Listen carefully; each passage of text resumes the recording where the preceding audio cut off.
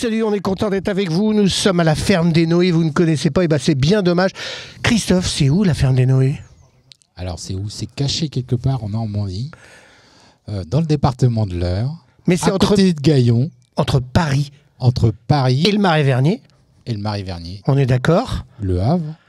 Non, le Marais-Vernier, il n'y a que le Marais-Vernier, voyons. Entre nous, il n'y a que le Marais-Vernier. Il y a juste une cousine entre nous deux. On est d'accord? Oui. Bienvenue à la ferme, c'est quoi, Christophe?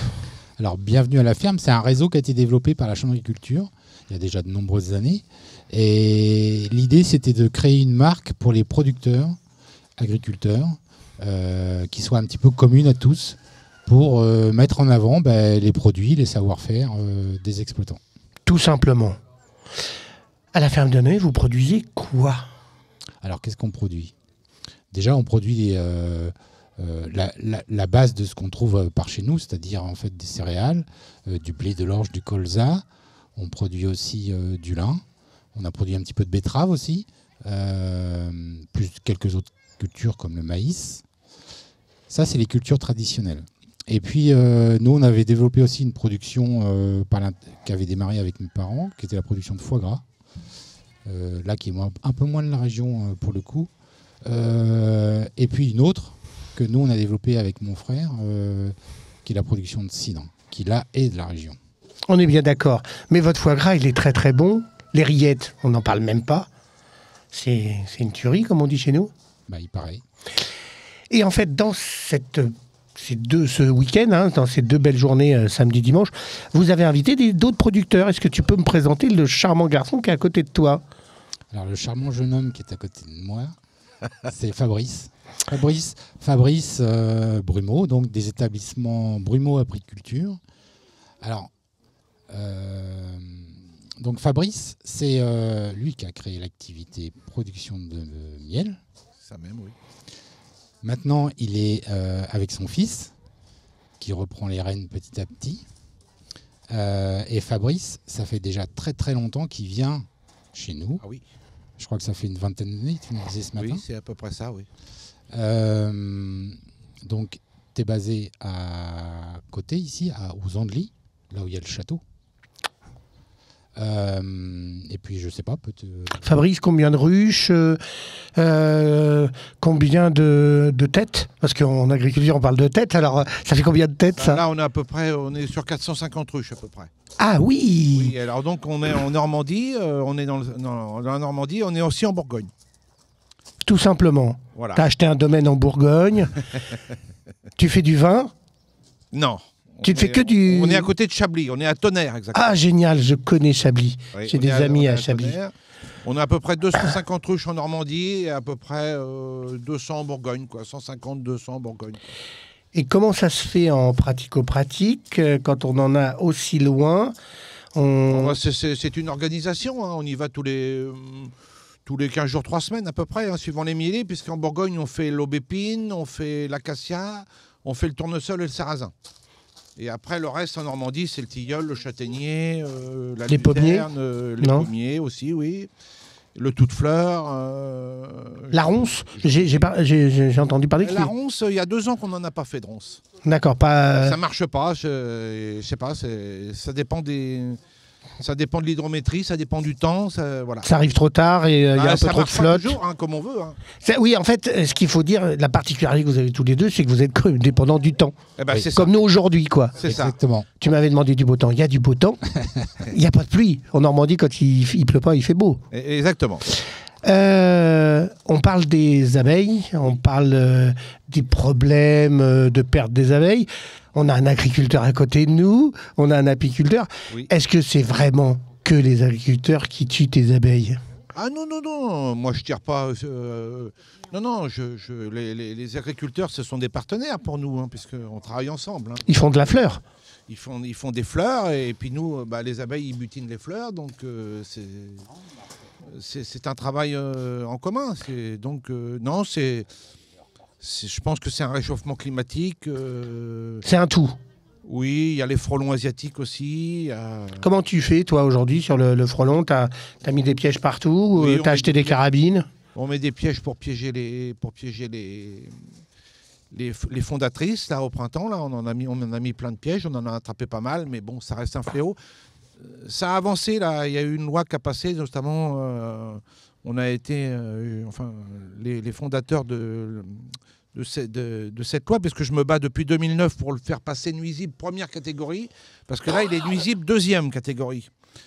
Et là, il y a eu un avancé, ça va être pris en charge par l'État. Là, ça a été voté au Sénat il y a 15 jours, à l'unanimité d'ailleurs, pour que ça soit l'État qui prenne en charge les destructions des nids, et non pas les collectivités ou les particuliers qui leur coûtent entre 200 et 300 euros pour détruire un nid.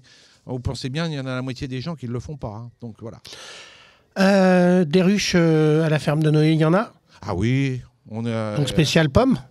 Il y a une spéciale pomme, oui. Oui, pour polliniser les pommiers, bien sûr. Oui, oui, parce qu'en fait, l'avantage que les gens n'ont pas percuté, c'est que d'une part, toi, tu récupères le miel, mais s'il n'y a pas d'abeilles, il n'y a pas de pollinisation, donc il n'y a pas de pommes. Ben, voilà, bon, il n'y a pas que les abeilles non plus, il y a d'autres insectes, mais c'est principalement les abeilles, oui, qui font la pollinisation, oui. Il y a le vent aussi un petit peu, un faible pourcentage, mais c'est principalement les abeilles, oui, qui font la pollinisation des fleurs, oui. Combien de ruches alors sur votre exploitation? On a une dizaine de ruches, hein. Voilà, c'est suffisant, hein. Il n'en faut pas trop non plus, hein. Suivant la grandeur de pommier, parce qu'il y a quand même presque 50 000, 60 000 abeilles dans une ruche. Donc, vous voyez, il faut... Ah oui, t'as de la tête, toi. Hein. Oui, en cheptel, ils ont un peu moins de tête, hein, on est d'accord.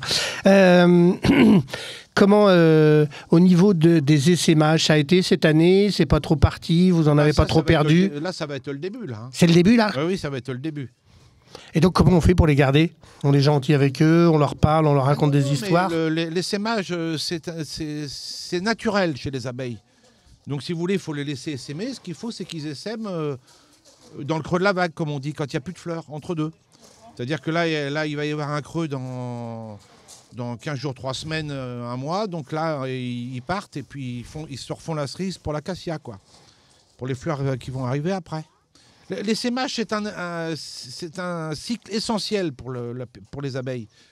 Donc maintenant, on veut les empêcher d'essaimer. Non, il faut laisser faire la nature aussi. Ouais, on essaye toujours de maîtriser tout, alors que... C'est l'homme, ça, hein, c'est l'homme. C'est travers. C'est ça. C'est travers, on est d'accord. Et avec les canards, c'était un peu la galère il y a quelques années. Il n'en avait plus, on n'en trouvait plus. Est-ce que c'est revenu à la normale? On peut considérer que c'est revenu quasiment à la normale. Il y a eu des choses qui ont été mises en place, et notamment un vaccin qui permet en fait de se prémunir un petit peu de la grippe aviaire. Et c'est vrai qu'il y a eu pas mal d'efforts de fait du côté des producteurs pour essayer de maîtriser un peu tout ça. Et aujourd'hui, le cheptel est revenu, puisqu'en fait, la difficulté, c'était qu'il n'y avait plus trop de canards en France, hein, parce que ça a fait beaucoup de dégâts. Mais maintenant, ça revient. Et je pense que l'année 2024 sera l'année où ça redeviendra à la normale. Merci les garçons de m'avoir parlé de votre passion. Bah, c'est nous qui vous remercions. Ouais. Bah, moi, tu sais, quand je rencontre des belles personnes, ça me va bien au teint, tout simplement. Alors, on se retrouve avec d'autres protagonistes. On verra avec les enfants s'ils ont envie de me parler de la ferme Les Noé, parce que ça, c'est pas mal non plus. Le regard des enfants, c'est souvent un peu plus honnête que des hommes. Oui. On est d'accord? C'est vrai. Allez. La vérité sort de la bouche des enfants, paraît-il. Dit-on. Oui. Mais quand tu les tapes pas dessus, surtout. Allez, je vous adore. On lâche rien. Et puis, bonne journée. Merci. Oui.